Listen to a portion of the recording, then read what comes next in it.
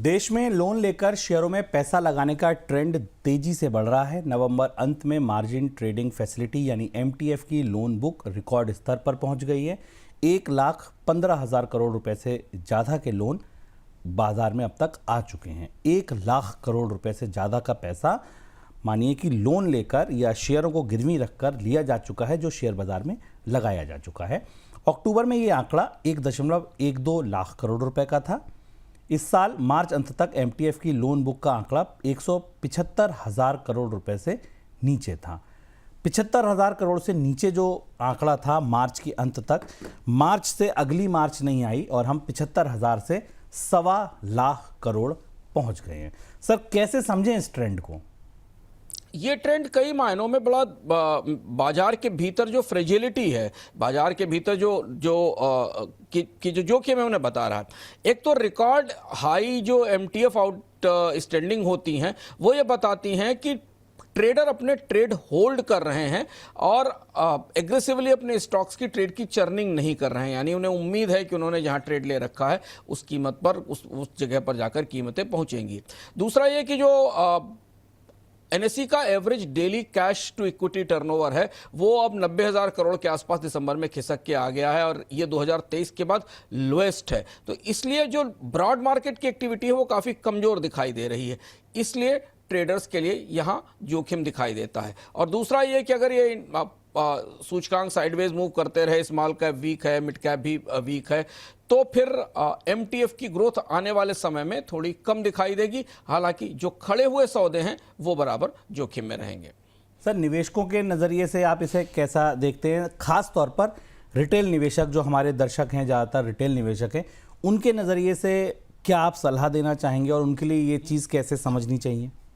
शुभम, मोटा हिसाब ये है कि अगर आप एमटीएफ ले रहे हैं तो 9 से 15% के आसपास का रेट आपके पास लगता है, और अगर आपका स्टॉक या सौदा या पोजीशन उससे ज़्यादा रिटर्न नहीं दे रही है तो आप हमेशा जोखिम में हैं। और ये सवाल एमटीएफ के साथ बार बार आता है, क्योंकि जो अगर एकदम बाजार में तेजी से डाउन ट्रेंड आता है, सडन सेल ऑफ आता है, खासतौर से मिड कैप और स्मॉल कैप जहां एमटीएफ का इस्तेमाल सबसे ज़्यादा होता है, तो वहां फोर्स्ड सेलिंग की समस्या और एमटीएफ फेल होने की और फिर उसके बाद ब्रोकर्स की तरफ से सौदे काटने का दबाव होने की, मार्जिन के कॉल्स की, ये समस्याएं आ सकती हैं। चूंकि बाजार इस समय वॉलेटिलिटी के फेज में है, बाजार टिक नहीं रहा है और एक डायरेक्शन नहीं है, इसलिए छोटे निवेशकों के लिए या जो रिटेल निवेशक है उनके लिए एमटीएफ जोखिम भरा है और आंकड़ा 1,00,000 करोड़ का काफी बड़ा दिखता है। Reserve bank governor Sanjay Malhotra का कहना है कि ब्याज दरें लंबे समय तक निचले स्तर पर रहेंगी।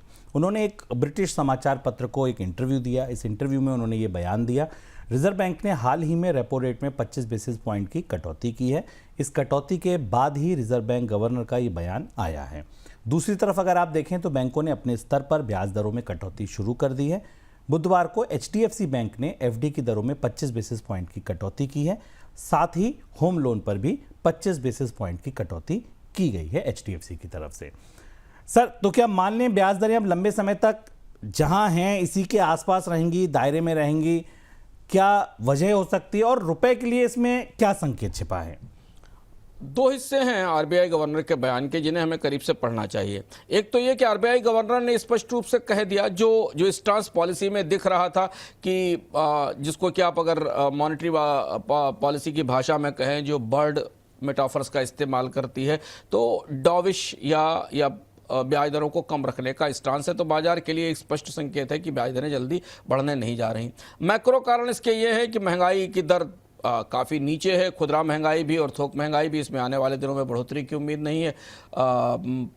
खाद्य महंगाई डिफ्लेशन की स्थिति में है, तो इस लेवल से कोई चिंता नहीं है। हाँ, एक दुविधा, एक पैराडॉक्स आरबीआई के गवर्नर के बयान में देखा जा सकता है कि भारत की आर्थिक विकास दर 8.2% के आसपास है, और इसीलिए हमने आपको बताया था किसी कार्यक्रम में कि गोल्डीलॉक्स सिनेरियो इसको कहा जाता है, जब आपकी जीडीपी ग्रोथ रेट भी बढ़ रही होती है और ब्याज दरें भी कम हो रही होती हैं। लेकिन शायद आरबीआई गवर्नर इशारा करने की कोशिश कर रहे हैं कि अगली तिमाही उतनी अच्छी नहीं रहने वाली जितनी की दूसरी तिमाही रही थी, तो इसलिए वहाँ पर सस्ते क्रेडिट के पुश की ज़रूरत है। इस लिहाज से ब्याज दरों में लंबे समय तक कमी रहने का संकेत बैंकों को दिया गया है कि वो अपनी कॉस्ट मैनेज करें, वो कुछ भी करें, पर अभी फिलहाल जो परिस्थिति है उसमें उन्हें अपने डिपॉजिट पर ब्याज दरें कम करनी पड़ेंगी, अपनी कॉस्ट को संतुलित करना पड़ेगा ताकि जो 125 बेसिस पॉइंट की रेपो रेट कटौती है उसे कर्ज लेने वालों तक पहुंचाया जा सके। पर यह बात सुर्खी है। इसके पीछे जो रुपए वाला संकेत है वह बेहद महत्वपूर्ण है। देखिए, बाजार इस पर रिएक्ट भी करेगा, रुपया और फॉरेक्स डीलर्स बात पर रिएक्ट करेंगे। जब कोई केंद्रीय बैंक ये कहता है कि वो ब्याज दरें लंबे समय तक कमजोर रखेगा या निचली रखेगा या उनमें बढ़ोतरी नहीं करेगा, तो परोक्ष रूप से इस बात का इशारा कर रहा होता है कि वो अपनी करेंसी के डिवेल्युएशन को या करेंसी के और कमजोर होने की संभावना से कतई परेशान नहीं है, और वो एक तरह से बाजार को संकेत दे रहा है कि रुपए में गिरावट होती रहेगी। और इसलिए हमने देखा आरबीआई की पॉलिसी आने के बाद से रुपया 91 के पार निकल गया। तो रुपए के लिए बड़ा स्पष्ट संकेत है, थोड़ा न्यूआंस्ड है कि आरबीआई ये मान रहा है कि विदेशी मुद्रा भंडार ठीक है और बहुत ज़्यादा हस्तक्षेप करने की ज़रूरत नहीं होगी।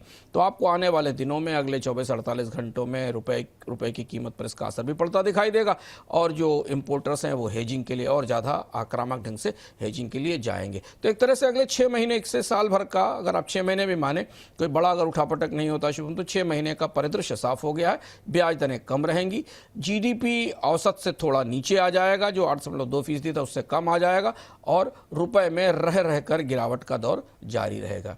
ये मोटी मैक्रो पिक्चर हमारे सामने बनती दिखाई देती है।